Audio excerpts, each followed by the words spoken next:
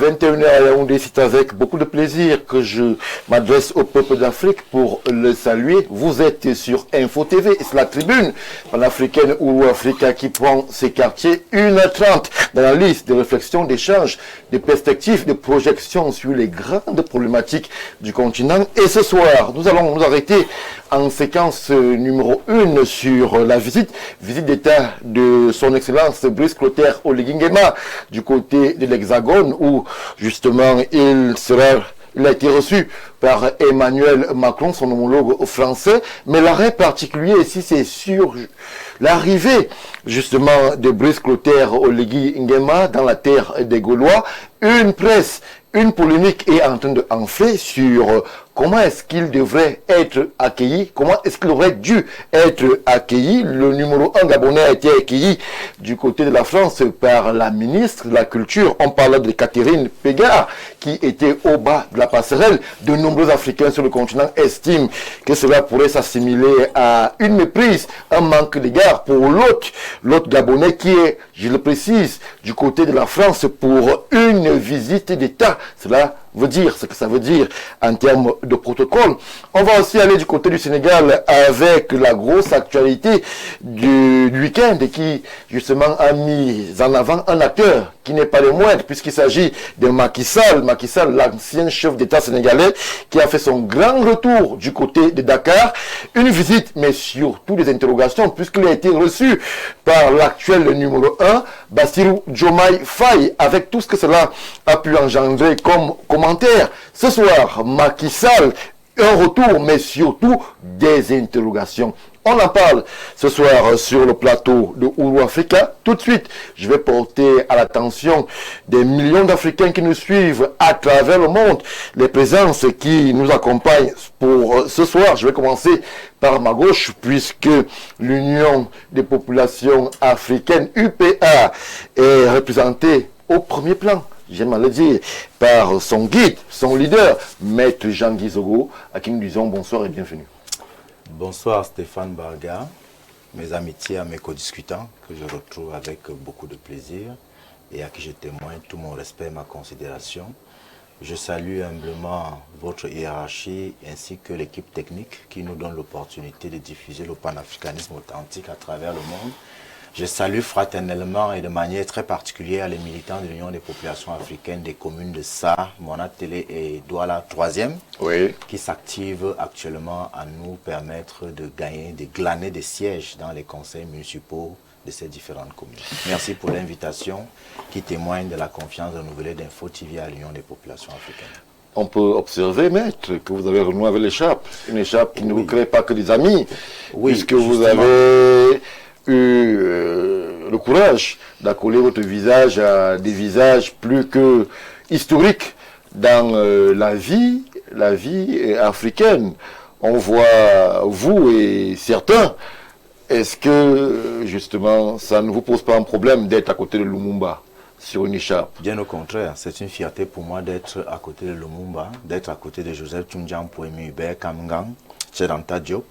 C'est la preuve que la lutte contre le néocolonialisme n'a pas pris... Certains demandent vos faits d'armes, vos classes, pour arriver à être à ce niveau-là autour de ces illustres Africains. Les pauvres, ça veut simplement dire qu'ils ne suivent pas la politique au Cameroun, puisque ça fait 10 ans que je suis en politique et que j'ai déjà fait mes preuves. Et d'ailleurs, si je n'étais pas en capacité de reprendre le relais de la lutte contre le néocolonialisme, je doute fort que mes camarades du parti eussent pu avoir l'idée de me porter à la tête du parti. Merci, merci Maître Jean-Guy Zogo. Tout à côté de moi, vers ma droite, Christian Kaljop, lui aussi répond présent à l'appel. C'est son baptême de feu sur la tribune panafricaine de Ouro Africa. Il est chercheur. Il est tenu à être présent pour donner sa vision du panafricanisme, peut-être pas authentique, mais le panafricanisme qui se dit sur ce plateau. Bonsoir Christian. Oui, bonsoir à mes copanélistes, bonsoir au team manager de Info Télévision. Permettez-moi de dire un bonjour particulier à Madame Bell qui est opératrice économique et à Monsieur Minka Etienne de la Direction des ressources financières et matérielles au ministère de l'Éducation de base. Et bonsoir à tous ceux qui nous regardent aujourd'hui.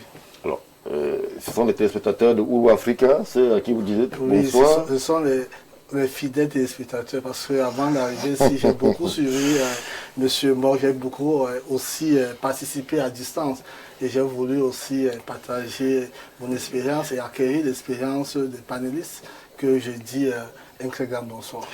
Merci Christian pour la présence. Bonsoir donc à ceux-là que vous avez cités et qui nous suivent de façon très affectueuse. Docteur Jean-Moïse Mbok. Comment vous présenter un compagnon du combat panafricain sur cette estrade? Vous êtes désormais en politique. J'aime à le rappeler parce que lorsque je marche dans la rue, on dit Jean-Moïse Mbok, la société civile. Je dis désormais, docteur Mbok est en politique et bientôt vous aurez des nouvelles plus conséquentes dans sa structuration politique. Lorsque je l'ai dit, j'ai tout dit, docteur. Bonsoir Stéphane, merci de le préciser parce que les gens continuent parfois de se poser des questions. Qu'est-ce qu'il en est? Qu'est-ce qui se passe? Et je leur demande simplement de patienter parce que la vie politique c'est un peu comme le mercato. On va sur le marché? Nous sommes en plein mercato. Parce que, oui, j'ai envie de dire que j'étais sur le marché. Oui. Parce que il y a des ententes qui sont en train d'avancer. Si c'est le Real, c'est bien.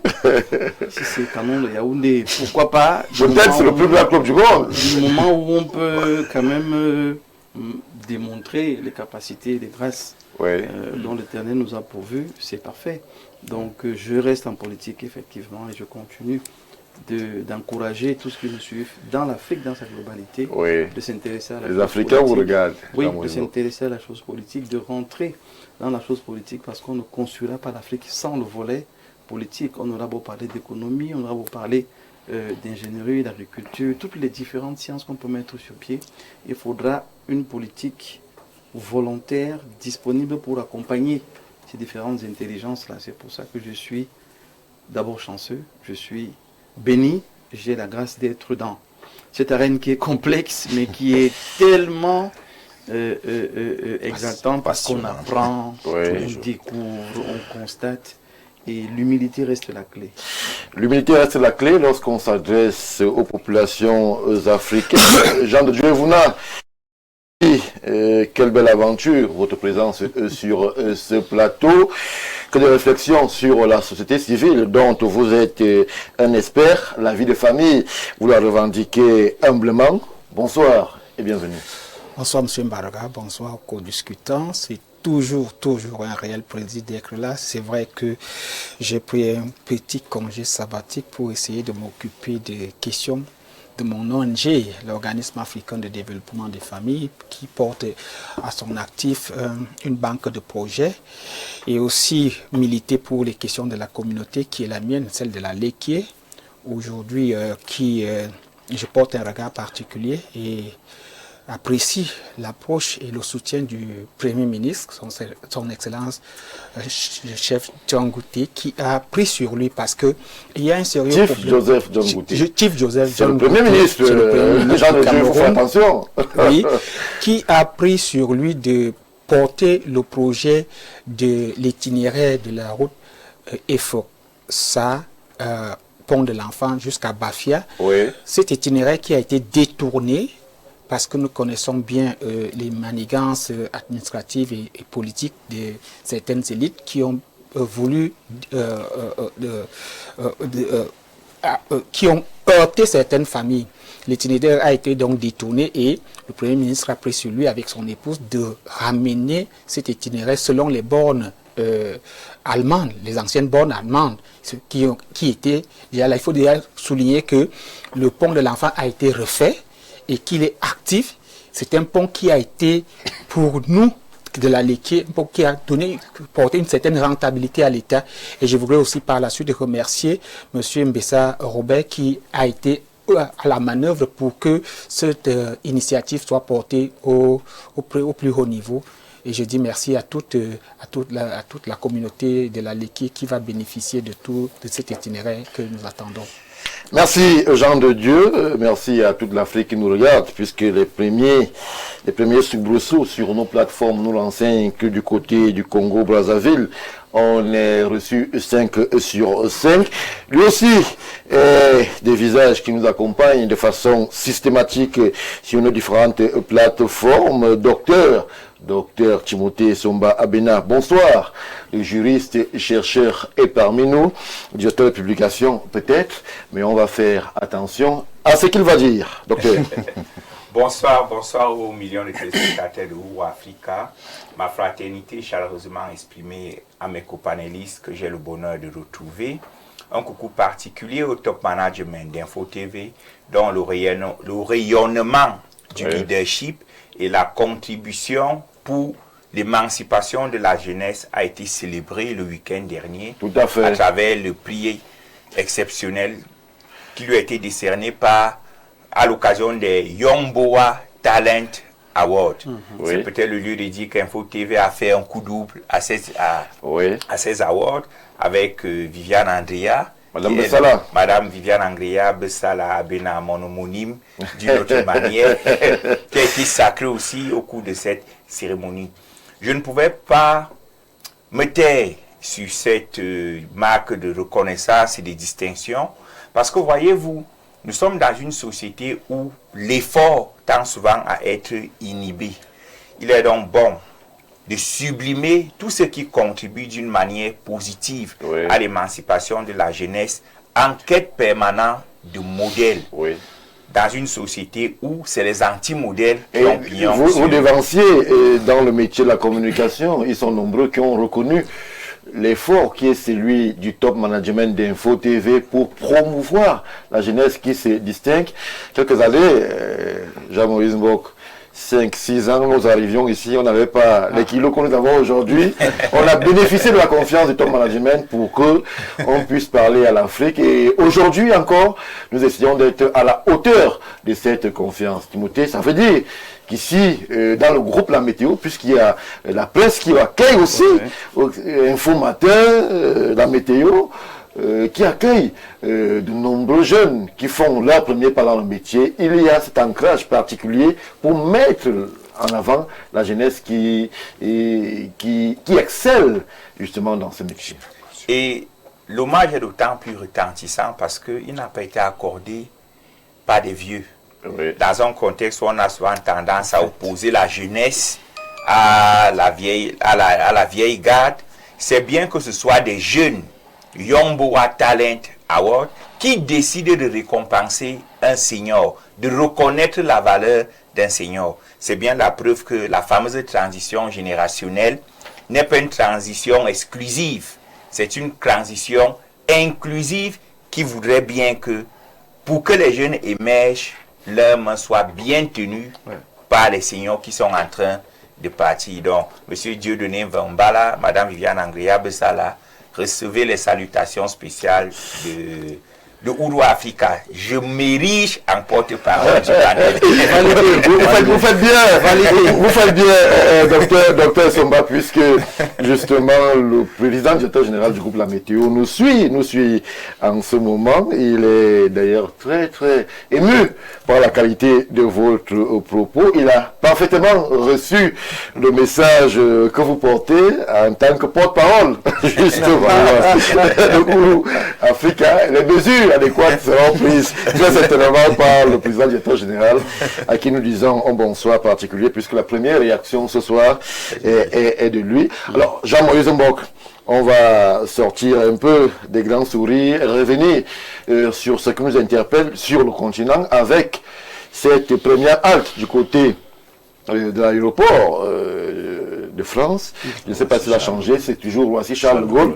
Mais Roissy-Charles de Gaulle qui a accueilli un autre de marque, c'était hier, le président Brice Clotaire Oligui Nguema avec le concours de la réalisation. On aura quelques images, mais des images qui semblent heurter sur le continent africain, puisque des voix s'élèvent ici et là pour interroger la qualité de l'accueil. Au bas de la passerelle, ce n'était pas le président Emmanuel Macron, ce n'était pas le Premier ministre, c'était la ministre de la Culture, Madame Catherine Pégard, qui justement était au bas de la passerelle pour accueillir le numéro 1 gabonais.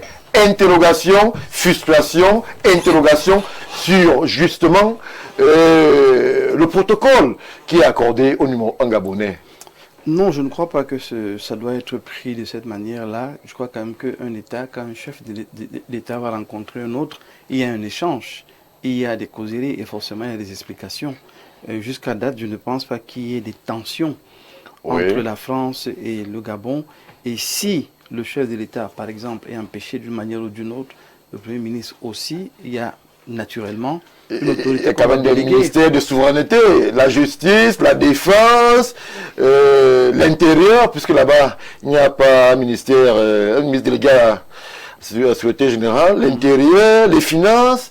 Certains s'interrogent quand même, ministre de la Culture, avec tous les égards dus à son rang, Madame Pégard aurait pu être accompagnée par une autre grosse pointure de l'administration française quand même. Oui, c'est-à-dire que de manière simple, en tenant compte de l'objet de la visite, parce que c'est une mission économique. On parle d'une visite d'État. D'abord, c'est une visite d'État, oui, mais c'est une mission économique. Le président gabonais a une délégation qui l'accompagne, les ministres, les opérateurs économiques et même certains journalistes. Donc il y a une dynamique qui les amène parce que justement, l'aspect économique doit être revisé et relancé entre les deux pays. Donc, si ce n'est pas le chef d'État qui est venu, on aurait souhaité que ce soit ça. Le Premier ministre, on aurait souhaité que ce soit ça. Maintenant, j'ai l'habitude de dire que des polémiques à une certaine échelle servent à qui? C'est-à-dire que le but d'un État envers un autre, c'est de signer des contrats, c'est de signer des conventions, c'est de faire avancer la coopération. Je souhaite qu'il y ait d'ailleurs le numéro, notre numéro à l'antenne, puisque je vois là quelques amis gabonais qui souhaitent absolument réagir par rapport à cet accueil qui est réservé à son Excellence Clotaire Oligui Nguema. Non, il faudrait à un moment donné que nous puissions retenir aussi qu'il y a l'idéal qui est une bonne chose, mais il y a des paramètres qu'on ne maîtrise pas, qui peuvent changer la donne. S'indigner, c'est normal. Souhaiter mieux, c'est normal. Mais pour ma part, c'est la fin de la mission qui, moi, m'intéresse. C'est-à-dire que toute cette forte délégation qui accompagne le chef de l'État, si à la clé, il n'y a pas de contrat formel qui ont été signés à l'intérêt des Gabonais, que ce soit le pape qui vient de recevoir le chef de l'État, ça va changer quoi? Donc, à un moment donné, la formalité, je concède à ceux qui tiennent à cela. Il n'y a aucun problème à cela, mais pour moi, vraiment, je reste focalisé sur les objectifs, la mission et les buts à atteindre. Si ces buts-là sont atteints, même si c'est le préfet qui recevait le chef de l'État, et qu'on finisse par signer les contrats à l'avantage des Gabonais, je suis preneur. Si maintenant il faut faire la parade, la cérémonie, la formalité, et ne rien signer à la clé, allez voir par vous-même. Merci, docteur. Je me tourne vers vous, Jean de Dieu. C'est vrai que les Africains peuvent avoir des sujets périphériques, mais la question qui revient, est-ce que le contraire est possible? Que l'on puisse imaginer le président Emmanuel Macron, du côté de Libreville, être reçu par le ministre des Affaires sociales, ou le ministre de la Culture, est-ce que la réciprocité en termes d'appareils protocolaires est possible lorsque l'on connaît les us et les coutumes sur le continent africain? Monsieur Mbarga, chaque État a une architecture protocolaire. Oui. Connue de tous. Donc ça veut dire que... C'est-à-dire... Non, connu de tous, ça veut dire quoi? Ça veut dire, au contraire, suivez mon regard. Chaque État a une architecture protocolaire connue de tous. Si le chef de l'État n'est pas là, c'est le Premier ministre. Si le Premier ministre n'est pas là, c'est le président de l'Assemblée nationale. Si le président de l'Assemblée nationale n'est pas là, je prends l'exemple du Cameroun, le président du Sénat. Si le président du Sénat n'est pas là, nous connaissons de manière normative qui vient après qui. Alors si les États africains, particulièrement les États francophones, ont copié la politique française, il va de soi qu'en France, c'est la même chose. Quand le chef de l'État n'est pas disponible, c'est sûrement le Premier ministre. Quand le Premier ministre n'est pas là, il y a un président de l'Assemblée nationale, il y a un président du Sénat, il y a la Chambre des comptes, il y a la Cour constitutionnelle, il y a tellement de personnalités institutionnelles avant le ministre de la Culture. Alors, parler même de réciprocité, c'est pas... Vous interprétez cela comment? C'est un manque de considération pour l'autre qui arrive? Je crois que... Ou alors on se dit, bon... Dans la diplomatie, il y a des messages, des images qui parlent. Et particulièrement dans le protocole d'État. Il y a des... Ça ne se fait pas au hasard. Quand on n'est pas bien accueilli, et vous savez... L'accueil est comme le parfum. C'est du parfum que vous dégagez que l'on vous accueille. Et ces derniers temps, le discours du président du Gabon est assez critique dans la question de la gestion de son pays. Oui. J'ai lu, il a pris quelques positions d'ici et là, par exemple contre les multinationales, où il a dit clairement qu'il n'est pas normal que on nous prête de l'argent et on nous impose la façon de gérer. Non, on prête de l'argent et c'est les multinationales étrangères, ces multinationales étrangères qui viennent par la suite bénéficier au détriment des populations. Pour le paraphraser, je ne pense pas que c'est ceci pour le paraphraser. Et lorsqu'il parle de multinationales, des gains énormes des multinationales au détriment de sa population, à qui s'adresse-t-il? Le signal est envoyé à qui? Il faut bien le comprendre. Et ceux qui comprennent que la posture, il a fait cette sortie bien avant cette visite. La visite d'État ne s'improvise pas. Ça veut dire que c'était une manière de s'agresser et de communiquer à ceux de droit. Pour ma part, c'est comme ça que moi j'interprète la chose. Et en face, on peut avoir mal pris la chose. Et baisser je veux dire, la hiérarchie du protocole pour communiquer aussi d'une certaine manière du fait que nous ne sommes pas contents. Donc, je ne dis pas que c'est ça, mais je fais une analyse prospective pour pouvoir... Et cela reçu par le chef de l'État demain? Non. En termes de protocole d'État, tout image, tout compte, tout est... Je dis au Cameroun, nous savons, si le chef de l'État n'est pas là, ça ne peut pas être le ministre de la Culture. Ça, jamais. Nous le savons. Nous savons qui doit faire quoi, qui doit être là, qui peut recevoir qui. Donc moi, je pense que c'est... Moi, je ne peux pas être fier. Je suis africain. Qu'on reçoive un chef d'État avec, pour celui-là même, ministre de la Culture. De quoi est-ce qu'il y a... Bon, quand tu parles de questions d'économie, des contrats, alors c'est avec quel... qu'il ira signer des contrats de questions d'économie, qu'il ira discuter des questions d'économie. Moi, je pense qu'il faut vraiment dénoncer ce genre d'attitude et la réciprocité devra être de ce que la prochaine fois, ça c'est pas impossible, que ce soit le ministre de la Culture aussi. Merci.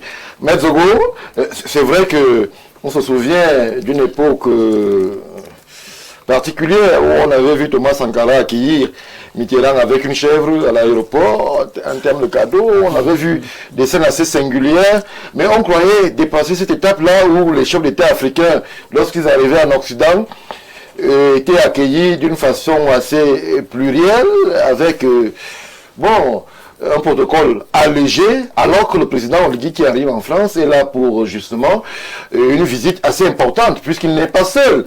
Il y a mis un agrégat en termes justement d'affaires, en termes d'industrie, en termes de communication. Le président a accompagné 80 personnes par là. Oui, d'une forte et impressionnante délégation. Le recevoir, voici Charles de Gaulle, Madame Pégard, avec tout le respect dû à son rang, est-ce que cela témoigne justement de la qualité et du contenu que le président Oligui, lui, il accorde à cette rencontre avec son homologue français? Stéphane Baga, les Africains sont habitués au couinement d'une jeune fille à qui la nature a donné des petits seins et qui revendique de gros seins alors qu'elle ne peut pas faire grand-chose contre ça. Vaut mieux être président du Gabon que Premier ministre de France. C'est à Omar Bongo qu'on prête ces mots, non? Alors, que le chat soit noir, blanc, rouge ou vert, le plus important c'est qu'il tue des souris. Son Excellence Brice Clotaire Oligui Nguema a été élu par les populations gabonaises pour travailler à l'auto-accomplissement, à l'autodétermination de son pays, à l'amélioration des conditions de vie de ses concitoyens. Je présume donc que ces prises de position ces derniers temps, qu'elles aient mécontenté son partenaire français, c'est simplement la preuve que ce qu'il a dit était vrai et que ce qu'il a dit va dans le sens de l'amélioration des conditions de vie de ses compatriotes. Et maintenant, une visite d'État se prépare. Ça veut dire qu'il y a eu des émissaires de part et d'autre qui ont travaillé ensemble pour préparer la dite visite. Oui. C'est pour là qu'il se déplace avec une délégation qui est composée d'un certain nombre de personnes avec des objectifs bien précis. Donc, le plus important, in fine, ce n'est pas tellement le fait qu'il ait été reçu par la ministre française de la Culture, c'est que lorsqu'il va rentrer chez lui, qu'il rentre avec sa... Restons quand même dans la forme. Est-ce que vous imaginez le Premier ministre britannique arriver en France et être reçu par justement Madame la ministre de la Culture, ou alors le président américain Donald Trump, ou le chinois Xi Jinping? Est-ce qu'il n'y a pas une espèce de non-considération du numéro 1 gabonais qui arrive, Maître Zogo? Stéphane Baga. Ça peut paraître abstrait, périphérique, mais il y a quand même de la considération qu'on accorde à un autre qui arrive chez vous. Stéphane si vous envoyez votre vigile, aller accueillir le ministre qui vient vous rendre visite, il peut se sentir offusqué, Maître Zogo. Stéphane Baga, nous sommes en train de nous attarder sur quelque chose qui est en réalité périphérique, parce que il y a quelque chose qui nous échappe, c'est le rapport de force. Est-ce que vous avez oublié comment est-ce que Vladimir Poutine, le président russe, a reçu Emmanuel Macron? Est-ce que vous vous rappelez comment Vladimir Poutine a reçu Angela Merkel? Avec un chien à côté, sachant qu'elle a horreur des chiens. Vous avez vu la table sur laquelle Macron a été reçu en Russie? C'est un problème de rapport de force. C'est un problème de rapport de force. Et vous savez, il y a des symboles en diplomatie. Oui. Certainement qu'à travers cet abaissement du niveau de l'hôte qui devait recevoir le président gabonais à l'aéroport était un message de mécontentement, mais je vous dis, ça ne change rien. En politique, ce sont les résultats qui comptent. La façon dont on vous accueille ne juge pas du résultat. Admettons, non, pas du tout. Admettons que vous soyez accueilli par le président français lui-même et que, in fine, vous rentrez avec la gibecière vide. Mais qu'à contrario, vous soyez reçu par la ministre de la Culture, mais que vous rentrez avec la gibecière pleine de vos... Là, on est dans les suppositions, maître. Justement, le problème, c'est lequel? Lorsque Emmanuel Macron a été reçu par le président russe, il est rentré avec rien du tout. Rien du tout. Et c'est là que les gens doivent apprendre à accepter leur position dans la géopolitique mondiale. Vous comprenez? Lorsque vous allez en face de quelqu'un qui vous a colonisé, même si les symboles peuvent parfois être heurtants, frustrants, oui. Ce qui vous importe, c'est de ramener à votre peuple ce que vous êtes allé conquérir là-bas. Parce qu'aujourd'hui, le Gabon a besoin de conquérir son indépendance économique. Et c'est le plus important. Joseph Tchoundjian Pouemi n'a pas cessé de le clamer. Une indépendance politique sans indépendance économique est une coquille vide. Si ce président a effectivement la volonté politique de sortir son pays du carcan néocolonial, même s'il est reçu par un plancton en France, le plus important c'est que quand il rentre de France, il déchire les accords iniques qui empêchent à son économie de se réinventer. C'est le plus important. Merci, Maître Zogo. Bonsoir. C'est une contribution qui nous arrive, puisque les Gabonais réagissent aussi à ce qui est dit sur ce plateau. Ils sont d'abord une des premières fanbases de Ouro Africa. Bonsoir, le président gabonais n'a pas encore été introduit. Oh là là, oh. Ça n'a rien à voir avec la diplomatie. C'est une façon de lui dire qu'il doit s'aligner pour être considéré. Bon, c'est vous qui savez à quoi, numéro 1, Gabonais devrait s'aligner. Bonsoir, je suis d'une oreille votre émission et le volet relatif à l'accueil du président Oligui Nguema à Paris, en l'absence du président Macron à l'aéroport pour l'accueillir, n'est pas sérieux. Il faut s'appuyer sur les usages protocolaires pour comprendre qu'il n'y a pas méprise. Avez-vous déjà vu Trump à l'aéroport pour accueillir ses homologues? C'est du passé, l'important c'est le fond et les retombées de la visite. Le raisonnement de Maître Guy Zogo est suffisamment édifiant, mais là vous n'avez pas raison. On a vu Donald Trump lui-même aller accueillir certains de ses hôtes. Alors, Christian Taljo, lorsqu'on revisite l'histoire des visites africaines, et même à l'inverse des visites hexagonales sur le continent, on voit quand même qu'il y a un modus operandi. On voit souvent les populations massées, on voit un accueil avec tout ce qu'il y a des militaires. C'est vrai que pour ce qui est de cette visite-là, elle commence plutôt timidement. Le déploiement même en termes d'honneur dû à son rang pour le président gabonais semble minimaliste pour un hôte de cette envergure. Oui, avant de répondre à la question ou bien donner mon avis, je voudrais d'abord préciser que les relations internationales représentent les jeux d'intérêt. Il n'y a pas de relations d'amitié. Déjà, il ne faudrait pas s'attendre que les groupes d'animation vont vous attendre. C'est là qu'ils justifient et démontrent vraiment la pertinence ou bien la portée ou bien la grandeur de la personne que vous recevez. C'est l'objectif. Et je pense qu'il y a un calendrier qui a été établi au préalable. Vous connaissez qui va vous recevoir. Ce n'est pas maintenant que le président gabonais est au courant qui sera là. Et je pense que, est-ce que la réception, quand vous recevez un étranger, est-ce que c'est à l'aéroport, c'est l'aéroport qui démontre à suffisance ou bien c'est la maison? Parce que vous pouvez accompagner, c'est un protocole. Est-ce que la réciproque est possible? Est-ce qu'on peut imaginer Emmanuel Macron arriver à Libreville et être accueilli par le ministre de la Culture gabonais? Justement, ce sont les faits qui doivent interroger la place de l'Afrique. Puisque jusqu'au jour d'aujourd'hui, on a des relations qui paraissent beaucoup plus déséquilibrées. Vous savez que c'est celui qui a le pouvoir financier, le pouvoir d'argent, et c'est lui qui impose les règles.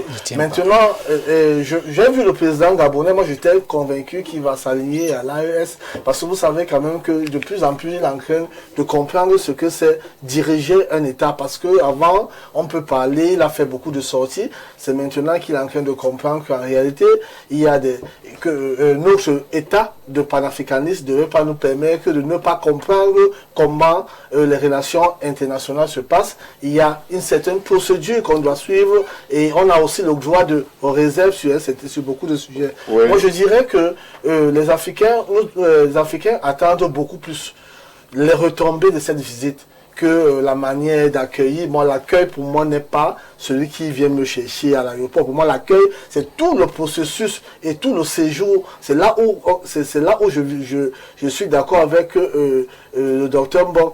On doit attendre. Lorsque la visite sera terminée, on peut maintenant évaluer l'accord. Est-ce que l'accueil a été chaleureux ou bien c'était l'accueil déséquilibré? Mais je me dis quand même que si l'orientation du débat ou bien l'objectif même de cette visite était orienté dans la culture, on ne sait pas. Ou bien est-ce que ce sont les affaires économiques? Il y a beaucoup d'hommes d'affaires qui accompagnent le président. Oui, quand il y a beaucoup d'hommes d'affaires, ça veut dire qu'il peut y avoir les affaires sécuritaires, les affaires économiques, les affaires politiques, les affaires stratégiques. Mais maintenant, s'il y a aussi le volet de la communication pour arriver dans un pays, c'est le maire qui vous reçoit. Et le maire n'est pas... C'est chez nous qu'on voit que le maire n'a pas vraiment cette importance. Mais dans les États développés, quand le maire vous reçoit, c'est la personne la mieux indiquée. Et si le ministre de la Culture reçoit... Pas une visite d'État. Pas une visite d'État. Mais le problème, c'est le protocole. Nous parlons de la visite d'État. Justement, nous parlons de la visite d'État. Mais la visite d'État a un protocole. Et le protocole n'est pas l'ordre protocolaire d'un État, n'est pas l'ordre protocole de l'accueil. Le président peut accepter, il peut dire que M. Mbon va me représenter dans tel. Nous avons vu les représentants, peut-être qu'il y a un deuil et peut-être c'est le préfet qui vient représenter le chef de l'État alors qu'il y a l'ordre protocolaire. Donc moi je dis c'est la représentation. C'est terrible ce que c'est dit. Ce n'est pas la même chose, mais je me dis que si la réciproque n'a jamais été, parce que c'est ça qui nous dérange en tant que panafricanistes, on s'interroge sur la réciprocité. Est-ce que un ministre ou bien le président Macron pouvait arriver au Gabon et que c'est le ministre de la culture gabonaise qui vient recevoir? C'est là où ça cause un problème. Mais pour nous, c'est l'objectif. Parce qu'ils ont signé les accords. Et nous souhaitons que après cette visite... il y a encore un accord, puisque la visite vient de commencer. Oui. C'est pour cela que nous attendons, comme le docteur l'a si bien dit, que attendons, et à la fin, c'est à la fin qu'on va évaluer l'accueil. Merci. Au début, ce n'est pas... Salut, Monsieur Evuna se trompe. Le président du Sénat et le président de l'Assemblée sont protocolairement au-dessus du Premier ministre. Il y a le chef de l'État, le président du Sénat et le président de l'Assemblée nationale. Je ne donnais pas l'ordre protocolaire. J'étais en train de dire que pour qu'un ministre de la Culture intervienne dans n'importe quel pays, quand on parle de visite d'État, ce n'est pas... C'est-à-dire il y a une hiérarchie. Oui. Et en France comme au Cameroun, parce que je le dis clairement, aux États-Unis, nous avons vu l'accueil de Trump vis-à-vis de l'Union européenne.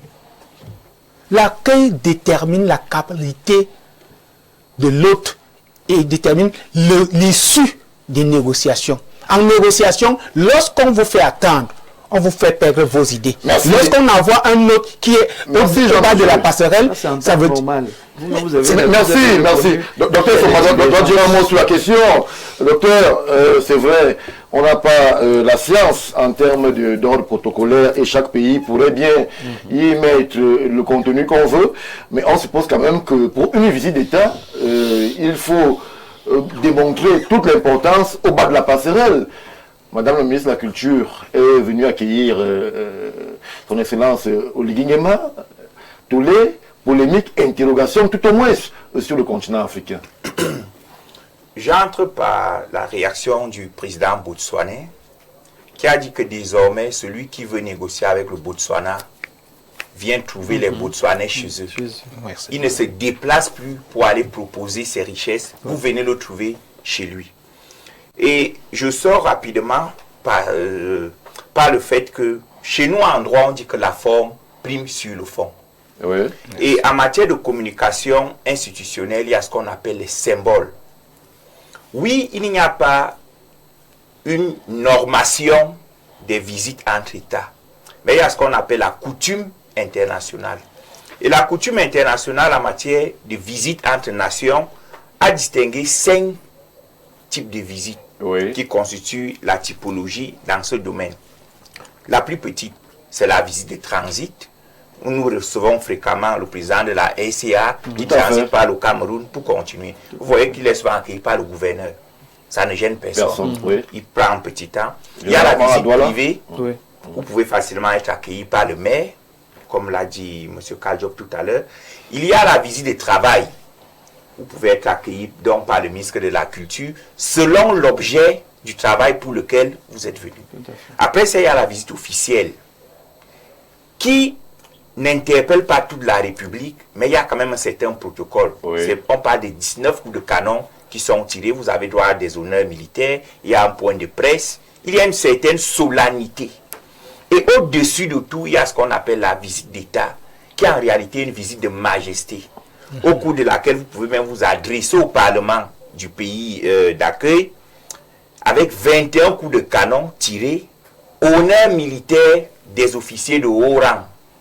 Merci. Quand vous regardez la nomenclature de cette visite, vous comprenez que si on vous accueille en mode visite d'État, ce n'est que le chef de l'État ou dans une moindre mesure le vice-président, si le pays a un vice-président, qui devrait vous accueillir à l'aéroport. Donc, la communication institutionnelle, je précise, du côté de Gabon, nous fait savoir qu'il s'agit d'une visite d'État. À quel niveau donc il s'agit d'une visite d'État, oui, parce que vous avez vu le grade des officiers qui l'ont accueilli. Ce sont des officiers généraux, Oui. et il y a eu des coups de canon. Oui. Il y a eu des honneurs militaires, c'est vrai, en format réduit, mais il y a eu des honneurs, des honneurs militaires. Et maintenant, lorsque vous analysez le body language, la mine serrée d'Oligui Nguema connote de ce qu'il ne s'attendait pas à cette surprise. Il a été surpris. C'est parce que c'est il n'a pas été informé, comme disait non, vous ne savez pas qui va vous accueillir. Voilà. Vous savez arriver à être accueilli par Boulanger. J'y viens. Lorsque les émissaires négocient la visite, le premier élément des négociations, c'est le format de la visite. Dès que les deux pays sont d'accord sur le format de la visite, vous ne cherchez plus à savoir qui va vous accueillir. Visite d'État, c'est le président de la République. Oui. Et en cas d'empêchement d'irriement, il va envoyer soit le vice-président, s'il n'en a pas le premier ministre. On a vu le premier ministre qu'elle a accueilli le pape, parce que notre président a choisi de l'attendre à Itoudi. Oui. Voilà. Les tours qu'il a fait avec lui révèlent qu'il pouvait aller l'accueillir à l'aéroport, mais c'était une visite officielle, ce n'était pas une visite d'État. Nous accueillons le pape en tant que leader de l'Église et non en tant que chef d'État. Donc, lorsque vous observez cela, vous comprenez que Macron est sur le jeu de pouvoir. Merci. Et vous pouvez comprendre déjà vers quel côté la balance pèse sur l'échiquier des négociations. Parce qu'il a décontenancé son hôte en l'abaissant, en le faisant recevoir par quelqu'un qui n'existe pas dans le protocole d'État. Voilà. Oligui Nguema arrive au palais avec la mine serrée. Sur le coup, il ne va pas d'abord penser aux accords. Sur le coup, il va penser à l'humiliation qu'il vient de subir. Il va se rappeler de tout le mécontentement qui existe entre la France et lui. Sauf que il est en territoire français, sous la protection, selon la Convention de Vienne, sur les relations diplomatiques de 1961, oui, sous la protection des officiels et de l'État français. Il ne peut rien obtenir de cette visite. Merci. On a tout fait pour lui montrer qu'il y a deux solutions. Soit il n'obtient rien pour le Gabon, soit il s'aligne pour obtenir quelque chose. Oui. Donc, la négociation pas étant biaisée, Voilà. parce que l'accueil est un indicateur de la nature, du climat, de l'environnement, du degré de respect. C'est vrai qu'avec tout le respect qui est dû à Mme Péga, on aurait quand même pu envoyer le Premier ministre. Non, ce n'est pas le comme ministre de la Justice, le MINDEF. Ce n'est pas moi qui vais enseigner le protocole d'État à Emmanuel Macron. Voilà. Il le maîtrise très bien. Voilà. Mais c'est un jeu de communication. Voilà. Oui. Je ne suis pas content de toi, je ne viens pas te recevoir. Voilà. Et à partir de l'aéroport, il te fait déjà changer d'idée. Oui. Une attaque Si tu psychologique. venais en pensant que tu viens avec tous les honneurs, toute la majesté, tout. Non. Viens sachant que je ne suis pas content. Voilà. Et tu dois jouer, tu dois montrer patte blanche si tu veux obtenir ce dont tu as besoin. Docteur Somba, Permettez-moi de sortir oui. par là. Il est donc nécessaire que les États africains, je vais emprunter au lexique de mon frère Franck Manson, qui n'est pas là aujourd'hui, à qui je fais un coucou, cessent de surfer sur les identités victimaires. Nous sommes victimes de nous-mêmes et non de la France. Oligui Nguema a moins de 3 ans de majesté est à sa, je crois, troisième ou je préfère dire deuxième visite Oui. en France. Qu'est-ce qu'il va chercher en France? Il parle à la France avec dédain étant chez lui, mais il court toujours vers la France. oui, ça peut être... Il y est passé, il avait des hommes d'affaires. Non, Docteur Somba. Stéphane Barga, il y a un défaut de cohérence. Je ne peux pas être, selon tes mots, permettez-moi le tutoiement, je ne peux pas être selon tes mots la cause de tes malheurs. Mais chaque fois qu'il faut entamer une réforme ou une négociation, c'est vers moi que tu cours. Ça pose un problème de cohérence. Et ça s'explique. Je l'ai dit, non? Merci. On va privilégier les contributions qui nous viennent du Gabon, puisqu'ils sont à l'honneur en introduction de ce plateau de Ouro Africa. Bonsoir, notre Oligui Nguema a notre confiance comparée. Et n'est pas souvent raison, mais cela fait une leçon. Nous voyons ce que notre Oligui Nguema a fait pour le Gabon. Il a été reçu par une tierce personne, mais après il a été intronisé au château de Versailles accompagné d'Emmanuel Macron. Merci pour l'intérêt que vous accordez pour le Gabon. Je préfère m'arrêter là, cher monsieur. Autre réaction, on privilégie celles qui viennent du Gabon, puisque nous évoquons cela aujourd'hui. Bonsoir, cher Stéphane Barga. Moi, c'est Bana Sylvestre, Camerounais résident au Gabon, plus précisément à Libreville. À propos de la visite du président Brice Clotaire Oligui Nguema en France, cela démontre à suffisance que la politique africaine souffre d'un manque de conviction absolu. Je veux dire que le panafricanisme est un maillon faible, pour ne pas dire que c'est une salubrité publique. Bon, j'avoue que je ne comprends pas. Une question de salubrité. Une question de n'importe quoi. Bonsoir. Le panafricanisme de salon, ça suffit. Vous avez le master en sujet abstrait complexe, le doctorat en indignation et des cours de géopolitique à 2 h du matin. Vous citez Sankara, Nkrumah, Lumumba et votre tenue. Bon, je crois que la personne ne regarde pas beaucoup Ouro Africa. 100% importé, de la tête aux pieds, vous faites la pub du soft power que vous prétendez combattre. Vous voulez décoloniser l'Afrique, mais vous n'avez même pas décolonisé votre garde-robe. Là, ça devient... Je préfère m'arrêter là. Les Chinois ne mettent pas les cravates. Ça devient compliqué là. Vous avez un problème. Les Chinois ne mettent pas les cravates. Un problème particulier. Ce qui est clair, c'est que nous, oui, docteur Bob, en 30 secondes, on va sortir. Stéphane, tout ce que j'entends sur le plateau marche dans le meilleur des mondes. Et l'explication que vous donnez, c'est dans le rapport de force et du respect mutuel. Docteur Sombadi, qui a attendu la visite? Non, non, il n'y a rien. Non, attendez. Il n'y a rien. Je vous ai écouté. Attendez. Vous avez donné un avis qui marche dans le meilleur des mondes. Oui. Quand ces deux puissances qui se rencontrent. Voilà pourquoi chaque fois nous parlons ici, vous ne nous écoutez pas pour nous comprendre. Nous vous disons que tant que la France tient la bourse, c'est clair. On aura beau faire tous les projets qu'on fait au Gabon, au Cameroun, au Tchad, qu'on aime la France ou pas, on devra s'y rendre. Le président Oligui Nguema donne une position d'autorité. Il dit ce qu'il voit, il dit ce qu'il pense. Mais intérêt non, attendez, je vous rappelle que c'est un général. Vos petits, comme on dit au quartier, vos petites menaces ne lui servent à rien. Ça ne l'intimide pas du tout. S'il n'était intimidé par la France un temps soit peu, il n'aurait pas tenu ce discours. Il a tenu ce discours, il sait très bien qu'il faudra aller signer les contrats avec la France. Mais non, Stéphane, la diplomatie, c'est aussi un ballet. C'est comme la danse classique. Pour les quitter, il faut donner 30 secondes. Il faut pas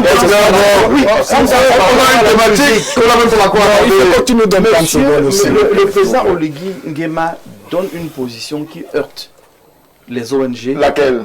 Celle qui rappelle que vous ne nous donnez pas l'argent. Oui. Vous venez encore prester vous-même. Docteur, vous n'allez rappeler. Oui. Donc, il donne une position qui heurte.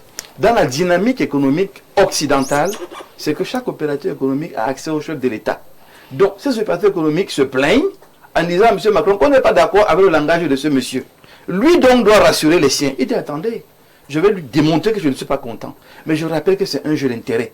Là, d'entrée, il manifeste le mécontentement pour contenter ces gens. Ce n'est pas contre le Gabon. Merci. Il faut aller sur les faits et sur les conclusions. Bon, aujourd'hui, les faits qu'on a c'est qui a reçu le président. C'est un spectacle qui est bien orchestré. Merci. Mais je dis qu'à la fin, et vous le verrez, M. Oligui Nguema va signer les contrats parce que la France même a intérêt à ce que ces contrats soient signés. Je rappelle pour sortir que notre argent qui est dans leur caisse, ils ne peuvent pas le décaisser ex nihilo.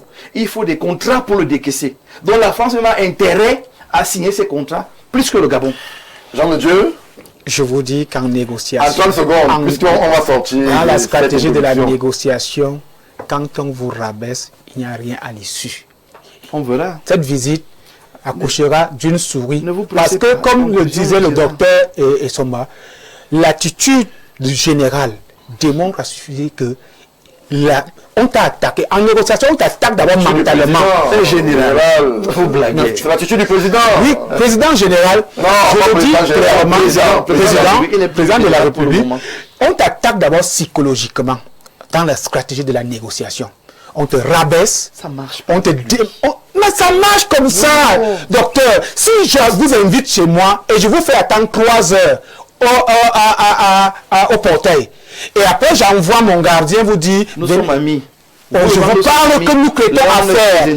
Écoutez, je vous parle que nous traitons affaire.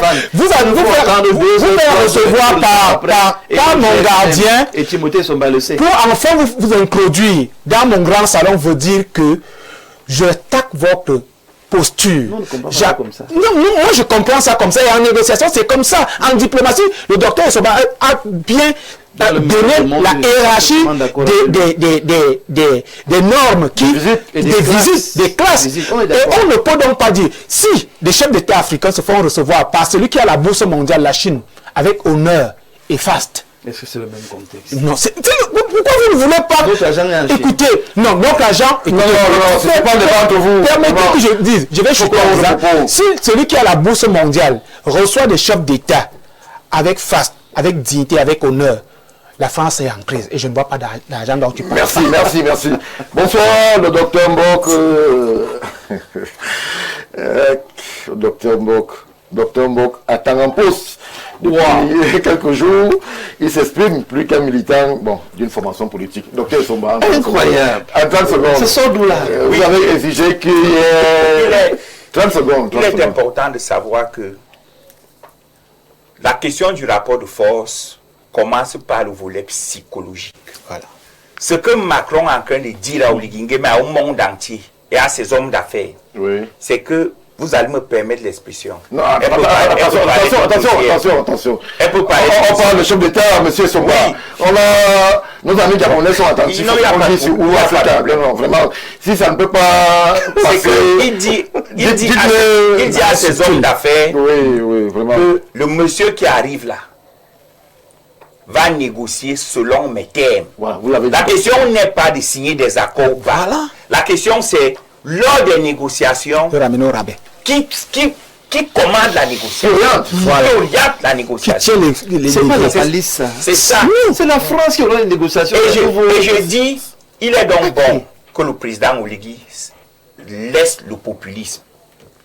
S'il sait que face à la France... Il ne veut plus rentrer à l'aéroport. S'il sait que face à la France, il ne peut pas encore tenir, qu'il ne peut pas parler comme Ibrahim Traoré parle à la France, qu'il cesse de donner l'impression qu'il est en situation soit de rupture, soit de disrupture. Je dis, l'attitude du Gabon, accepter tout ceci montre qu'il n'y a pas de rupture. On a juste changé la coloration et le décorum pour donner une impression. Il n'y a pas de rupture. Parce qu'à l'heure actuelle, ce n'est pas pour le vanter. Les Gabonais vont dire que c'est son âge et tout. Lorsque vous regardez l'attitude, heureusement je n'ai même pas besoin de citer le nom, lorsque vous regardez l'attitude de certains chefs d'État africains, surtout les plus âgés vis-à-vis de la France, ça ne peut plus arriver. Vous faites ça, il le montre dans son avion, et vous venez le trouver à Malabo, soit à Brazzaville, soit à Yaoundé. Merci docteur. Bonsoir à vous. Le président français a banalisé la visite du président gabonais et nous ne voilons pas les yeux par l'accueil. On sait qui est le bienvenu ou pas. Chaque société est hiérarchisée. Merci. Prenons notre réaction. Bonsoir au panel, le docteur Mbok. Bref, maître de je préfère vous donner la parole. Laissez le docteur Mbok tranquille. Ça me rassure. Merci pour votre mot. Stéphane Baga, je voudrais rassurer mes co-discutants, le docteur Essomba et Jean de Dieu et Vouna, sur le fait que une certitude nous est commune. Ce à quoi nous avons assisté est ignominieux. Tout à fait. Et ça heurte la sensibilité africaine et panafricaniste. Mais c'est pas ça la finalité. Cependant, son analyse est également scientifique quant à la hiérarchie des visites de chefs d'État. Ce que je voudrais que les populations gabonaises comprennent, parce que c'est une leçon que les populations gabonaises à laquelle on doit s'abreuver, c'est qu'il faut connaître hier pour mieux comprendre aujourd'hui, afin de construire demain. Le président gabonais, son Excellence Clotaire Oligui Nguema, a hérité d'un jeu de cartes. Ce n'est pas le distributeur. Merci. On est d'accord? Maintenant, il peut avoir été énervé par ce qui s'est passé à l'aéroport, parce que c'est une manière de l'attaquer psychologiquement. Mais on ne gère pas un pays avec les émotions. Et on ne gère pas un pays... Mais dans un message qu'on vous envoie... Loin de moi l'idée d'en disconvenir, mais si vous avez déjà eu à jouer au Songo, et vous savez que le président camerounais est un expert de Songo, le jeu psychologique qui consiste à vous décontenancer, vous pouvez le retourner contre votre adversaire. Le plus, c'est pour ça que j'ai dit dès ma première prise de parole que, puisqu'on ne gère pas un pays avec les émotions, même s'il part désavantagé par le rapport de force déséquilibré, de par l'histoire des deux pays, s'il part désavantagé par le fait qu'il a été attaqué d'entrée de jeu par son homologue français, il n'en demeure pas moins le président du Gabon, investi d'une mission qui est parti là-bas pour atteindre des objectifs. Va-t-il les atteindre à maxima ou à minima? Le plus important pour lui, c'est qu'il ne rentrera pas bredouille. Et in fine, ce qu'il doit faire, c'est que lorsqu'il va arriver devant le président français, qu'il ne fasse même pas cas de ce qui s'est passé à l'aéroport. Il rentre dans le sujet. Merci, maître. Bonsoir, panel. Les relations diplomatiques sont extrêmement codifiées. Nous conseillons le principe de réciprocité au président gabonais. Merci à vous, monsieur Molu.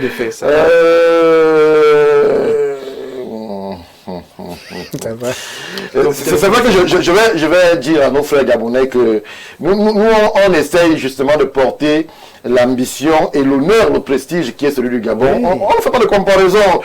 Je sais que vous êtes attentif à ce que Ouro Afrique a dit sur le président gabonais, mais ce n'est pas une comparaison entre les deux chefs d'État. Nous avons de l'amitié et beaucoup de respect pour le président Brice Clotaire Oligui Nguema. C'est même pour ça, justement, qu'on s'arrête sur les honneurs dus à son égard et à son prestige. Il n'y a pas de... pour nous.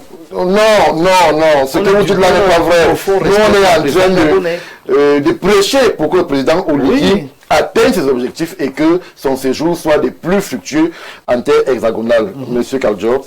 Moi, je vais revenir pour dire à mes frères du Gabon que la négociation a ses principes. Pour négocier de manière équitable, il faudrait que vous ayez aussi les moyens équitables et que vous soyez capable de donner, parce que la main qui donne, la main qui reçoit est toujours en dessous de celle qui donne. Donc, vous ne pouvez pas demander et dire que vous allez discuter au même pied d'égalité. Cela relève aussi aujourd'hui, ça nous interpelle, nous les Africains, à comprendre que nous devons avoir nous-mêmes une sorte d'autonomie financière. Il a parlé de la rupture. La rupture n'est pas une sorte de discours. On a vu les États africains aujourd'hui qui ont dit on a changé de monnaie, on n'a pas vu le développement. Le développement n'est pas une histoire de discours. C'est panafricanisme ou miobéisme ou bien sankaraïste. C'est vrai, ils ont mis les jalons de ce que nous devons suivre. Mais aujourd'hui, les panafricains doivent chercher à part la technologie. Est-ce qu'on peut faire le panafricanisme sans les référendums Oumyobé? Justement, c'est ce qu'on a besoin. Parce que les Oumyobé, semblait diluer le côté idéologique du panafricanisme. Je dis que le panafricanisme doit aussi évoluer parce que le monde évolue. Pourquoi? Parce que si vous n'avez pas l'autonomie, par exemple, on veut faire par exemple dans l'agriculture, il faut contrôler la production, la transformation, la commercialisation. Il suffit pas de dire... Justement, ça commence par les symboles, il brise les symboles. Moi, je dis ceci. Quand vous dites tenir tête sans avoir le levier financier, mais tenir pas l'argent le discours. Je dis que le tenir tête n'est pas le discours. Il ne vend plus son or à la France, il va à la Chine. Sa balance commerciale est excédentaire de 1200 milliards. Et s'il vous plaît, monsieur le docteur, moi je souhaite que les peuples africains aujourd'hui, avec cette volonté de la rupture, ils doivent comprendre que nous devons avoir notre propre marché.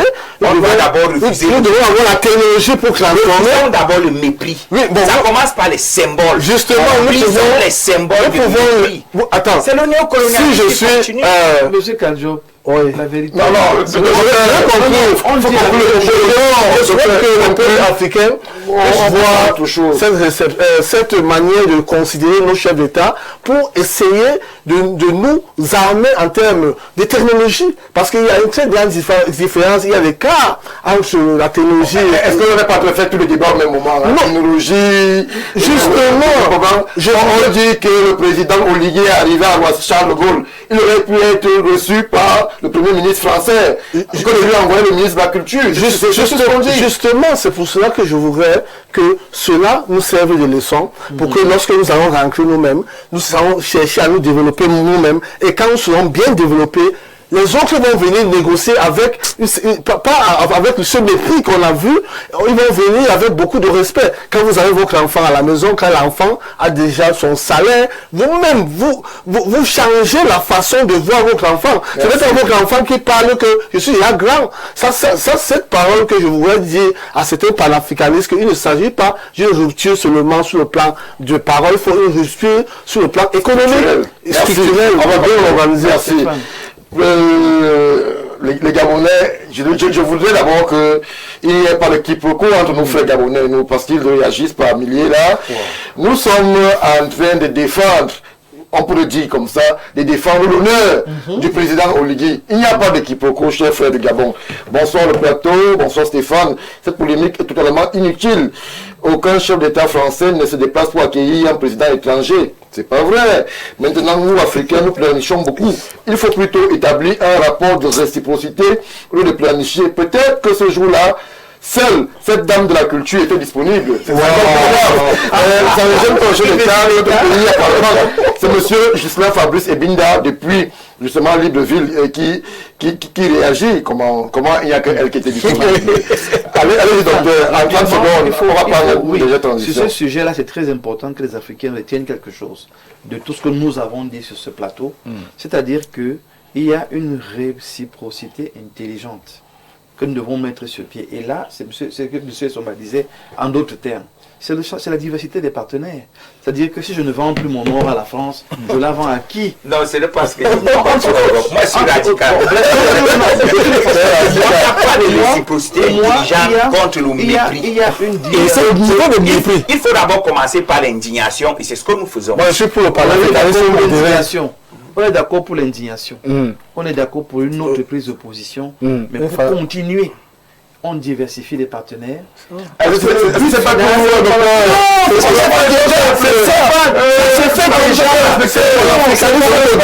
Stéphane, vous avez parlé de la Chine, l'Inde, les États-Unis. Ça se fait déjà. Je dis simplement que ce qui s'est passé avec le Gabon est un autre message pour l'Afrique, pour dire attention, mettez plus d'intérêt aux autres partenaires que celui-là qui vous traite comme il vous traite. Merci, docteur. Bonsoir.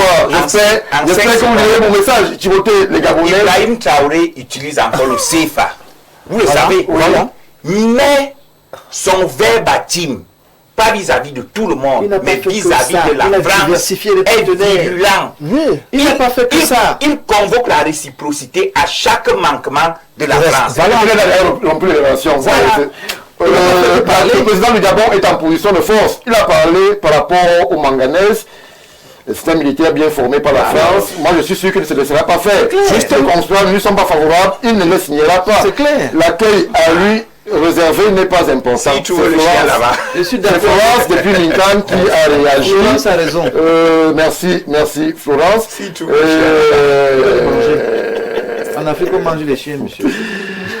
Jérémy Koulou, au bien, vraiment, on n'a pas le problème avec le Gabon. Je tiens à rassurer nos frères gabonais. Ne nous amenez pas sur un terrain qui n'est pas le nôtre. Je dis que nous, on n'a pas de problème avec le Gabon. Si vous avez un problème, ça vous engage. On n'a pas du tout. On n'a pas de problème avec le Gabon. On va d'ailleurs souhaiter un très bon séjour en terre hexagonale au président gabonais. Et que équilibré. On sait, Jean-Marie, on ne veut pas le déstabiliser. On espère qu'il y aura beaucoup de contrats qui seront signés et qu'on reviendra ici la semaine prochaine pour dire voilà le résultat de la tournée hexagonale du président Oligui. On prend la transition, on les est tout de suite après pour évoquer un autre retour, peut-être en France, celui du président Macky Sall. Il n'y a pas. Ici,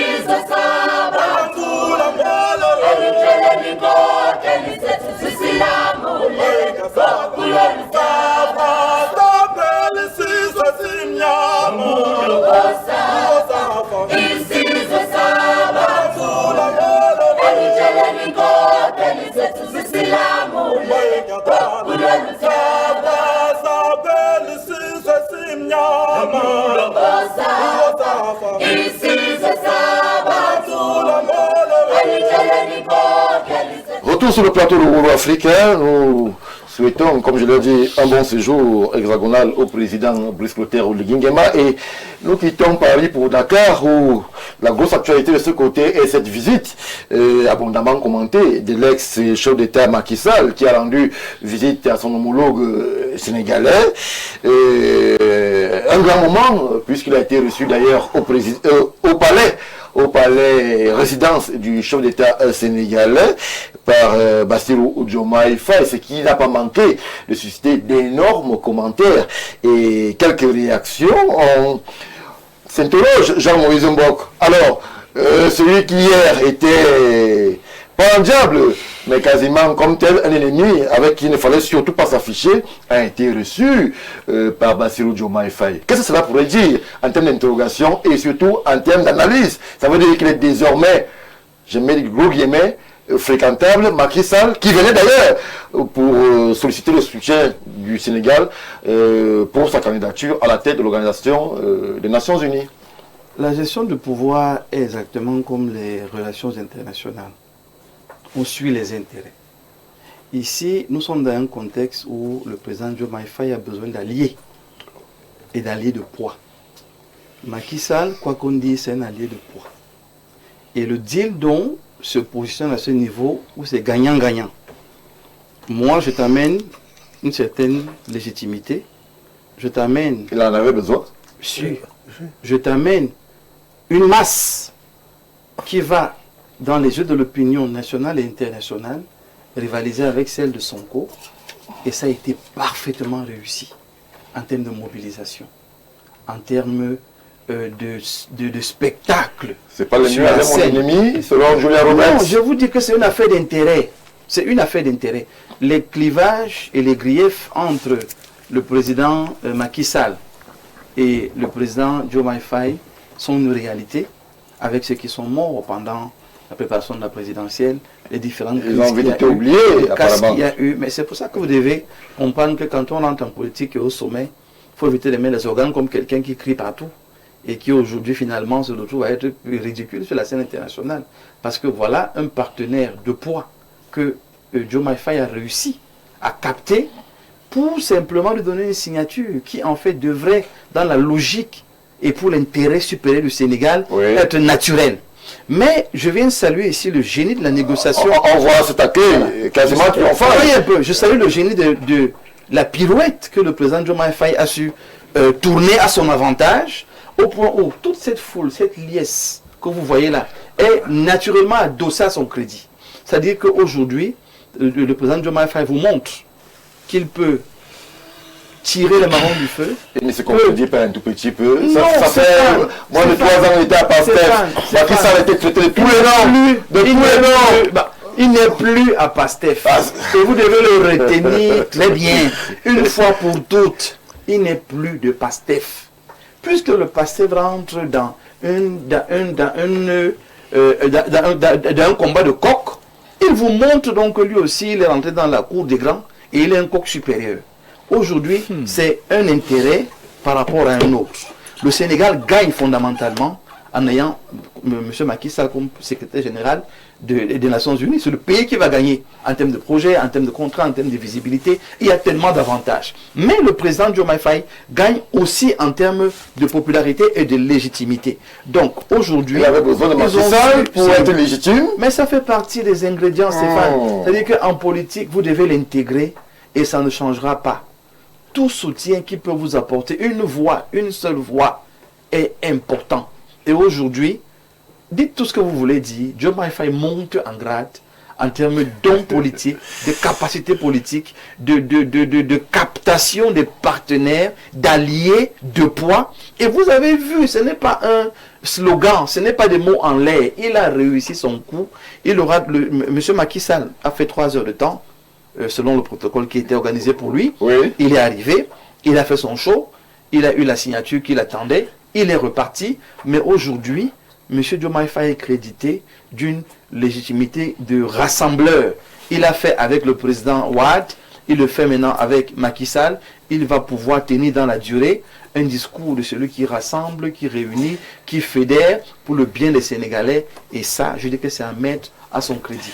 Bonsoir Stéphane Barga. Doit-on cesser de rêver à un panafricanisme positif? Voilà qu'avec les nombreux défis de circulation entre Africains, on observe des expulsions bidons partout sur le continent, Afrique du Sud, Gabon, Nigeria, Maroc, Mauritanie, etc. Les Européens devront en rire. Dommage. C'est M. Amara d'Abidjan qui réagit à ce qui est dit sur ce plateau. Jean-Dieu Vouna, Macky Sall, accueil triomphal du côté du palais. Le président Bassirou s'affiche avec celui-là qui était au nid à l'intérieur de PASTEF. Aujourd'hui, on en fait un poids lourd pour légitimer, j'emprunte les mots du docteur Mbok, et peut-être construire l'image de l'assemblée du président Bassirou. En avait-il besoin? Est-ce le programme sur lequel il a été choisi par les Sénégalais qui est en train d'être réalisé? Le président de l'Assemblée nationale, Ousmane Sonko, a-t-il raison de prendre ses distances avec son ancien poulain d'hier? J'aime le game, pour le dire comme ça, qui est de très haut niveau. Le game qui se joue au Sénégal est de très haut niveau. Et j'aime ça. Voilà. Toute ma joie de voir des jeunes élever le niveau de démocratie, de politique. Et c'est à copier. Quand je l'ai dit, j'aime aussi que le docteur Mbok reconnaisse qu'un chef d'État avait besoin de la légitimité. Ça veut dire qu'il était déjà illégitime. Et aller chercher l'ancien adversaire, celui-là qui traîne avec lui des casseroles avec des morts à la clé. Le porteur de la dette cachée. Et le porteur de la dette cachée. Celui-là qui a été chassé par le PASTEF sous la houlette et le leadership du président de l'Assemblée nationale, Ousmane Sonko. Allez le chercher, ressusciter les morts. Prouve que le président... Il n'est pas mort, il va être président. Je parle de mort politique en interne. En interne, je parle en interne. Allez chercher, allez ressusciter... Vous l'avez sous vos yeux. Écoutez, allez ressusciter les morts politiques, c'est ouvrir... Il n'est pas mort. Permettez-moi, docteur Mbok, une boîte de Pandore pour 2029 qui va laisser ancrer des gens qui étaient déjà off, comme l'office de White, le ministre... Oui, c'est vrai qu'on a vu. Le ministre... Mais c'est que je vous donne ce que l'enjeu, le risque, je vous donne le risque. Je vous donne le risque de celui-là que vous payez de stratège, de génie politique. Il ouvre une boîte de Pandore qui va laisser ancrer des politiques qui étaient off. C'est-à-dire quoi? Maître Abdoulaye Wade, l'ancien président, son excellence, était déjà off, son parti était en berne, son fils était à l'écart. Maintenant qu'il va chercher des poids, parce qu'il a trahi la vision du PASTEF, parce qu'il a trahi son mentor, est-ce qu'il est sûr de tenir le coup en 2029? Je ne pense pas. Je ne pense pas. Pourquoi? Parce que aller prêter le manteau de légitimité de quelqu'un qui craigne avec lui des casseroles, aller chercher le manteau de légitimité des gens qui ont été poursuivis, qui ont été exilés, comme le ministre du ciel et de la terre, prouve à suffisance que le président de l'Assemblée nationale, qui tient les leviers stratégiques de la politique sénégalaise, est au plus haut sommet de sa forme. Pour preuve, vous dites qu'il est allé chercher. Comment un chef d'État, vous qui êtes stratège la communication politique, vous dites clairement qu'il est allé chercher quoi? La légitimité d'un mort politique. Oh là là. Et alors, j'ai dit oui, ça m'engage. Non, il était politiquement mort pour le Sénégal. Et je dis, non, écoutez, nous savons comment ça se passe dans la mobilisation. Nous le savons comment ça se passe.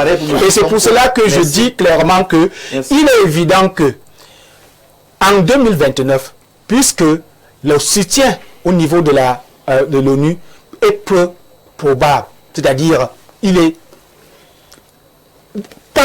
presque pas possible que le président Macky Sall puisse être élu secrétaire général de l'ONU. Ça, je le prends encore sur moi parce que il y a des enjeux et ce n'est pas le tour de l'Afrique que je sache. Donc, il est possible qu'en jouant à ce jeu machiavélique, qu'il puisse faire revenir le président Macky Sall comme candidat en 2029 pour challenger Ousmane Sonko et que ce soit lui qui soit mis à l'écart. Et je peux vous dire, cette hypothèse est plausible parce qu'il n'aurait pas fallu ressusciter les morts. Merci. Maître Zogo, c'est vrai que Jean de Dieu nous projette là dans le futur avec un duel qui pourrait exister. Mais qui peut avoir son pesant d'or? Rien n'interdit à ce que Macky Sall revienne. Il en a d'ailleurs encore toute la force et toute la vista. Est-ce que le président Bassirou ne joue pas un jeu dangereux lorsque justement il s'affiche avec celui-là qui hier était auteur, entre guillemets, de tous les malheurs du PASTEF? Est-ce que le fond idéologique, le substrat idéologique qui a accompagné son arrivée à la tête de l'État sénégalais n'est pas en train d'être dissous? A-t-il trahi ceux-là qui ont fait confiance au projet de PASTEF en justement s'affichant avec celui qui, entre guillemets, on met des guillemets, a envoyé lui et son mentor Ousmane Sonko en prison? En tant qu'acteur politique qui a une ambition présidentielle, je regarde ce qui se passe au Sénégal comme une leçon magistrale de politique. Et je retiens trois choses. La première, Bassirou Diomaye Faye vous démontre qu'on ne gouverne pas un État avec les émotions. Il est froid, il est calculateur, et c'est ce qu'on attend des leaders africains. Il est égoïste pour lui aussi. Parfois, il faut être un peu égocentrique. En tuant le projet. Première chose. Deuxième chose, je retiens la raison d'État. Parce qu'on a tendance à oublier que ce soit le tour de l'Afrique ou non, lorsque l'ancien président Macky Sall ira briguer le secrétariat général de l'Organisation des Nations Unies, c'est la diplomatie sénégalaise qui va rayonner. Bien sûr. Et ça, la raison d'État impose que le président de la République en exercice donne son accord à cela. Quels que soient les soubresauts internes. Troisième chose, et c'est là... Il aurait aussi pu refuser de donner l'accord du Sénégal. Pourquoi refuserait-il? Parce que c'est ça le problème. Est-ce qu'il a eu la moindre faveur lorsque M. Macky Sall était aux affaires? On ne gouverne pas avec les émotions, Stéphane Baga. Si je comprends Macky Sall a gouverné avec les émotions, bien, le président de la République du Cameroun... Non, on ne parle pas du Cameroun. Je veux un exemple pour vous montrer qu'il y a quelque chose qui cloche dans la compréhension et l'appréhension de la raison d'État. Le président de la République du Cameroun me nomme vice-président. Quand j'arrive à la vice-présidence, désormais, les membres, les militants du RDPC, je ne bosse pas avec. Ils ne sont plus camerounais. Il faut faire très attention. Macky Sall a perdu l'élection, ça ne veut pas dire que Macky Sall est un mort politique. Il n'était pas candidat d'ailleurs. On s'en fout. Le plus important, c'est que son parti est arrivé deuxième. Et comme son parti est arrivé deuxième, je rappelle à toutes fins utiles, à ceux qui pensent que le travail de l'autre est toujours facile, que lorsqu'on est élu dans une démocratie participative, une fois que la compétition électorale est passée, on est le président de tous les compatriotes, même de ceux qui n'ont pas voté pour vous. Et il doit vous dire, oui, monsieur. Ça veut dire que le président de la République du Cameroun, qui a été élu lors de l'élection d'octobre 2025, est le président de tous les Camerounais, non? Oui. Même de ceux qui n'ont pas voté pour lui. C'est pareil pour Bassirou Diomaye Faye. C'est le président de son concept ou alors... Ça, c'est un autre débat. Et là, on a que dans le troisième aspect de mon analyse, c'est la réelle politique. La rupture entre Diomaye Faye et Sonko est consommée. Vraiment, on n'est pas là, c'est pas le voir bébé. Elle est consommée. C'est lui le président de la République. Il s'est rendu compte qu'il ne peut pas continuer à fonctionner avec son mentor. Il s'est émancipé. Et maintenant qu'il s'est émancipé, c'est son droit. Maintenant qu'il s'est émancipé, je doute fort que dans tout le monde qu'on a en train de citer là, il est pris français. Quitter un maître pour un autre. Vous appelez ça émancipation. Quitter un maître pour un autre. Il n'a pas pris un tchétchène. Vous appelez ça émancipation? Je veux qu'on se comprenne. En politique? Je veux qu'on se comprenne. Tant que c'est les Sénégalais... Quels sont les objectifs d'un parti politique? C'est la conquête et la conservation du pouvoir. Aujourd'hui qu'il a conquis le pouvoir, il veut le conserver. Et en tant qu'acteur politique, il est en train de manœuvrer correctement, puisqu'il s'agrège la sympathie d'anciens présidents avec leur landerneau politique à eux. Avec leur réseau. Voilà, c'est très important parce qu'en face de lui, il y a quelqu'un qui est populiste et populaire. Et il faut bien pouvoir le battre. Donc, je sais pas, c'est de bonne guerre. Moi, je dis que c'est une leçon de politique magistrale. Oui. Et nous devons nous en inspirer, nous qui aspirons à gouverner. Et le plus important, c'est que... Qu'est-ce que vous regardez dedans ce que je retiens... Ses compagnons, tu as dit son ambition, c'est nier idéologiquement. Ce que je retiens, c'est que demain, lorsque je serai étudié, il y a des réalités auxquelles je ferai face que je ne connais pas actuellement. C'est le cas de Diomaye Faye. Et Sonko ne les connaît pas. Il faut arrêter de rêver. Sonko n'a pas encore dirigé un pays. Bassirou Diomaye Faye lui dirige un pays. Les informations auxquelles Bassirou Diomaye Faye a accès, Sonko n'y a pas accès. Voilà. C'est pour là qu'il est toujours fougueux. On ne dirige pas un pays avec la fougue. Parce que les informations auxquelles le chef de l'État a accès lui permettent de comprendre que sur certains projets, sur certains sujets, il faut de la réserve. Voilà. Merci. Docteur Somba, je me tourne vers vous. Alors, oui, politique pour Maître Zogo,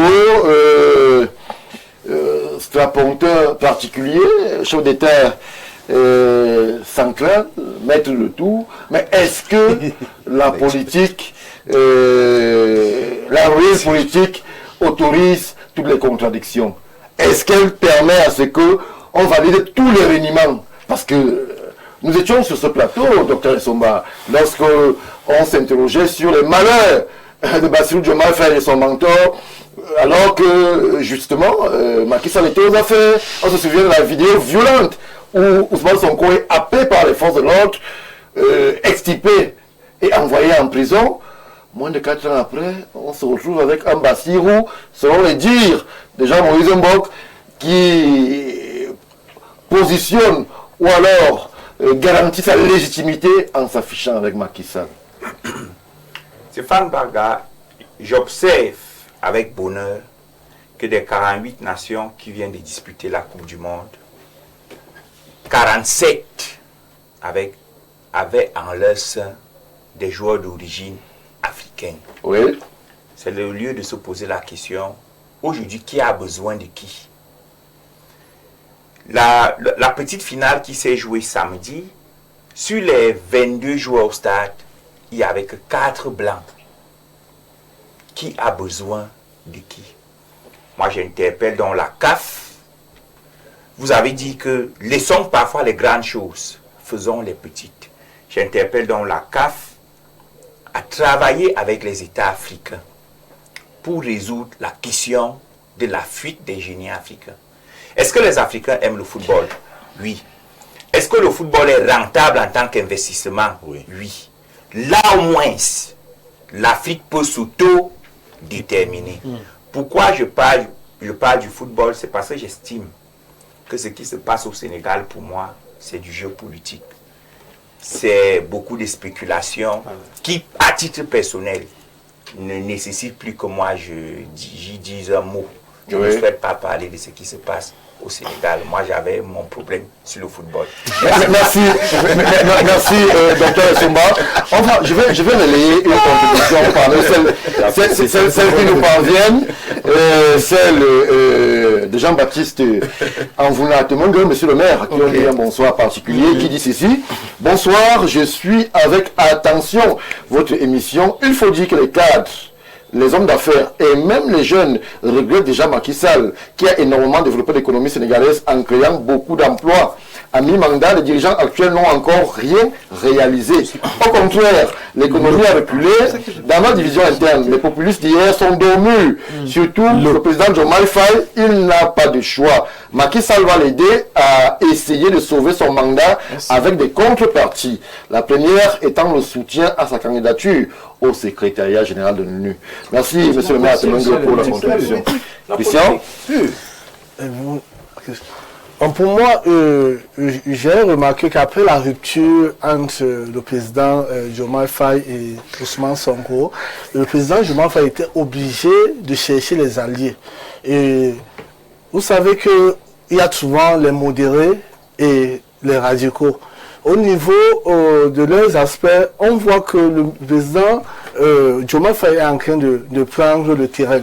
J'ai peur que, à la fin, que Ousmane Sonko ne puisse pas avoir 20%. Pourquoi je le dis? Je le dis pourquoi? Parce qu'il va être battu. Parce que plus on avance, le problème de l'entrée de M.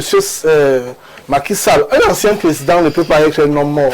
Un ancien président a toujours eu les anciens partisans, les anciens... Donc s'il réussit, parce que s'il réussit à mettre monsieur Macky Sall de son côté, il va gagner les élections avec un très grand pourcentage. J'espère que... Faites de la divination, là. Non, moi, je dis que cette stratégie, je ne savais pas qu'il pouvait être au-dessus des émotions. Parce que il a été d'abord très patient envers Sonko, parce que les sorties de monsieur... Est-ce qu'il avait le choix? Vous dites comme il a été patient. Est-ce qu'il faisait une faveur? Il obéissait peut-être simplement à la ligne idéologique du PASTEF qu'il a porté au pouvoir. Mais il avait les rôles. Moi, je suis président, vous êtes Premier ministre. Même si c'est grâce à vous que je suis président, c'est moi le président de la République. C'est moi qui connais c'est moi qui défends les intérêts. C'est moi qui gère non seulement la légalité, mais la légitimité. Il y a un peuple qui vous a conduit au pouvoir. Il y a un président mentor qui a tout fait pour construire le président. Justement, c'est pour cela qu'il a été très patient. Parce qu'il reconnaissait, mais il avait le choix. Soit il n'est plus président, c'est le Premier ministre qui gère le pays, soit c'est lui qui gère le pays. Donc il fallait qu'il fasse le choix. Moi, si c'était moi, Diomaye Faye, c'est que Ousmane Sonko, il avait pris cette décision depuis, parce qu'on ne peut pas avoir deux présidents dans un pays. Pas de format idéologique. Non, on peut avoir le format idéologique, mais il n'y a pas deux présidents dans un pays. Lorsqu'il y a un président, même si on ne sommes pas d'accord, si c'est lui le président, nous devons accepter que c'est lui qui prenne les décisions. Donc, prendre les anciens présidents, avoir la négociation, parce qu'il sait que c'est l'élément fondamental qui l'a uni et l'a relié avec Macky Sall. Oui. Parce que si Macky Sall n'avait pas ce besoin, je ne suis pas sûr qu'il avait maintenant, il est tenu.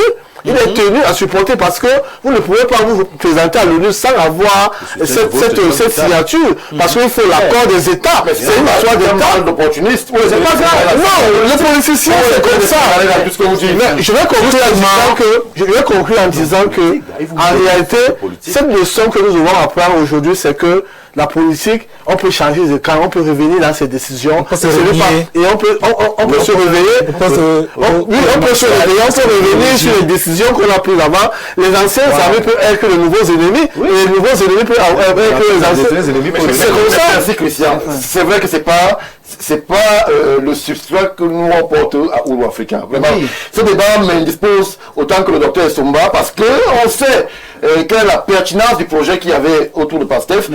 Docteur Vouna, avant le docteur. Oui, je voudrais souligner un fait, c'est que l'on cesse de dire que le bilan, comme si le bilan d'un mandat repose sur un chef d'État. Dit qu'il n'y a pas de résultat. Non, ça veut donc dire que c'est Diomaye Faye qui assume, pas les populistes. C'est Diomaye Faye qui assume le manque de résultats, et il l'assume seul. Non, vous ne pouvez pas dire une chose, son concret, Maître Zogo, Jean-Guy Zogo. Vous ne pouvez pas dire que il s'est désolidarisé, il y a eu rupture, et après, non, écoutez, il assume le mandat seul, parce que c'est lui, oui, parce que c'est lui qui signe, c'est lui qui a les informations dont vous savez que le Premier ministre n'avait pas, et le président de l'Assemblée nationale n'a pas. C'est lui qui signe les contrats, c'est lui qui négocie les contrats, pas le Premier ministre. Sachons-le, sa mandature, l'échec de sa mandature repose uniquement sur une seule personne, lui-même. Et maintenant, si après, moi je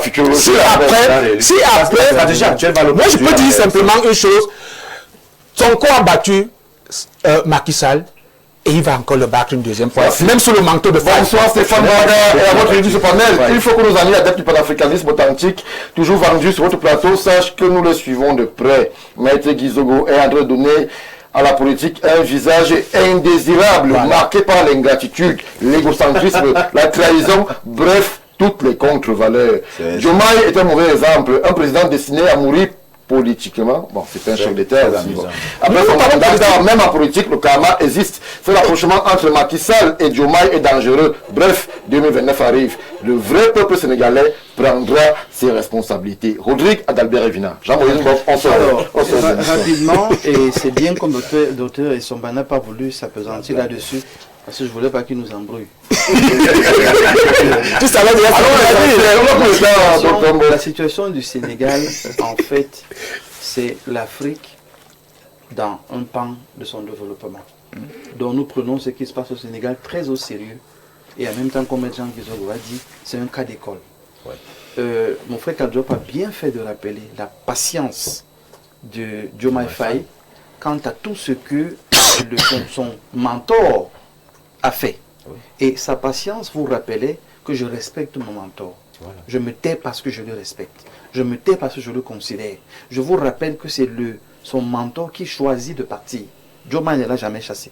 C'est lui qui a décidé de créer la rupture. Quand j'entends les gens envoyer des messages, faire comme si Diomaye s'est levé, non. Son mentor a décidé de démissionner de sa fonction de Premier ministre. Non. Oh là là. Non, il a été viré. Il a été viré. Comment ça? C'est une bonne information pour avoir. Le président, l'ancien mentor qui a échoué à mentorer le président, il a échoué. Laissez-moi parler. Il a fui. Parce qu'il a vu justement ce que le maire a vu. C'est qu'on est en train de lutter, de s'embrouiller. Les Sénégalais, tôt ou tard, vont se poser de vraies questions. Voilà. Et sur la mandature de Faye. De vraies questions. Oui. Le président Diomaye Faye se rend compte que si je n'ai pas continué les disputes, je vais arriver à la fin du mandat sans résultat. Il pense donc à l'intérêt supérieur du peuple sénégalais. Il n'y a aucune trahison. Merci. Il choisit de ne pas entrer dans les émotions et les guerres de clans. Merci. Qui a marché? Comment ça a marché? Et je peux faire comment pour apprendre d'eux? Macky Sall, Ouad, il va apprendre d'eux. Mais je vous dis que donnez-lui encore 1 an. Tout ce qu'on décrit aujourd'hui, il va atteindre des résultats parce qu'il se sera débarrassé d'un caillou dans sa chaussure. Merci Jean-Maurice Mbok. Merci cher monsieur Christian Kadjop, Jean de Dieu, docteur Somba, maître Jean Guizogou. On va dire merci à tous ceux qui ont pris la peine de réagir sur ce qui était dit sur Africa. Donnons rendez-vous lundi prochain lorsque ce sera 21h à Yaoundé au Cameroun, toujours sur Info TV. Vous faites bien d'y rester. Bien le bonsoir.